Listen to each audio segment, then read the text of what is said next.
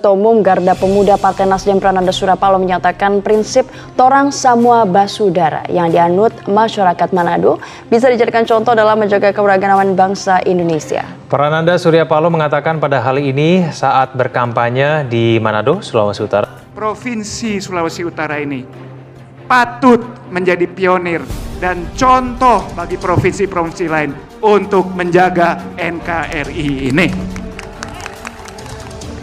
Kita bangga dengan Sulawesi Utara ini.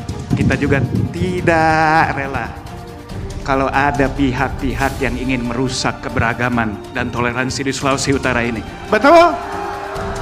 Maka daripada ini boleh kami katakan dengan yakin Sulawesi Utara adalah rumah kaum nasionalis, benteng Pancasila. Itulah Sulawesi Utara, saudara-saudaraku.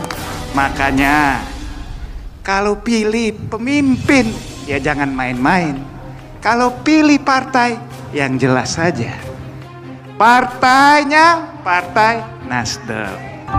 Mudah-mudahan besok lapangan pekerjaan lebih banyak. Harga kebutuhan pokok lebih terjangkau. Insya Allah itu semua kita kerjakan bersama-sama.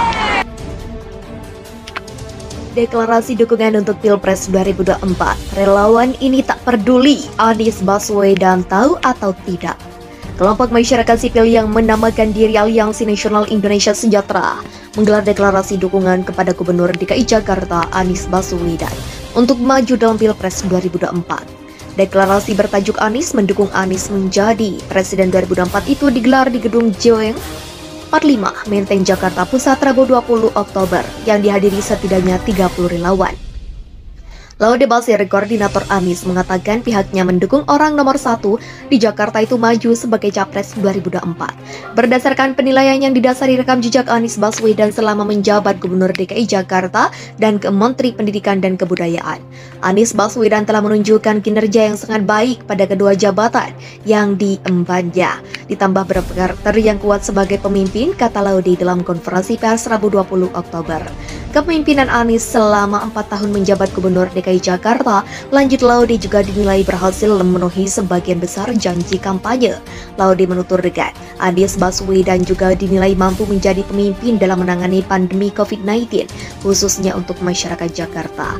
Sejak awal beliau memiliki sikap dan penilaian yang tepat atas kondisi yang terjadi, serta berbagai kemungkinannya ke depan, tindakan dan kebijakannya tidak hanya berhasil mengatasi kondisi pandemi di Jakarta, namun mampu memberi inspirasi bagi daerah lainnya, ucapnya.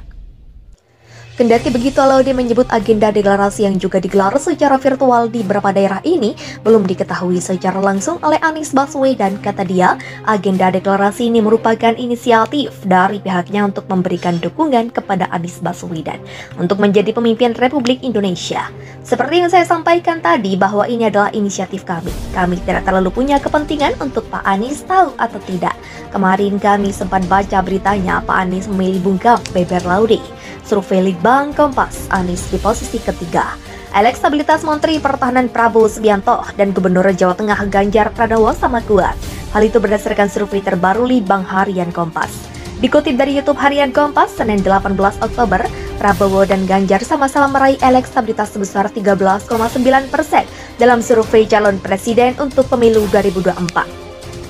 Sementara Gubernur DKI Jakarta Anies Baswedan menempati posisi ketiga dengan persentase 9,6%. Peneliti utama Litbang Harian Kompas Bastian Nainggolan menyatakan hasil survei tersebut menunjukkan 3 sosok bersaing di ketat, terutama antara Prabowo dan Ganjar. Tadinya berjarak cukup lebar antara Pak Ganjar dengan Pak Prabowo dan Pak Anies Baswedan. Ini menjadi semakin dekat, terutama Pak Ganjar Pranowo dan Pak Prabowo, kata Bastian. Bastian menjelaskan elektabilitas Ganjar Pranowo yang naik signifikan dibanding pada survei sebelumnya pada April 2021. Saat itu, Ganjar memiliki elektabilitas sebesar 7,3% dan berada di posisi ketiga atau di bawah Anies Baswedan. Kali ini melonjak menjadi 13,9%, hampir sama atau katakanlah masih dalam rentang hasil yang sama dengan Pak Prabowo Subianto ulasnya. Selain ketiga sosok tersebut, hasil survei Litbang Kompas juga mencatatkan tingkat elektabilitas tokoh lainnya, yakni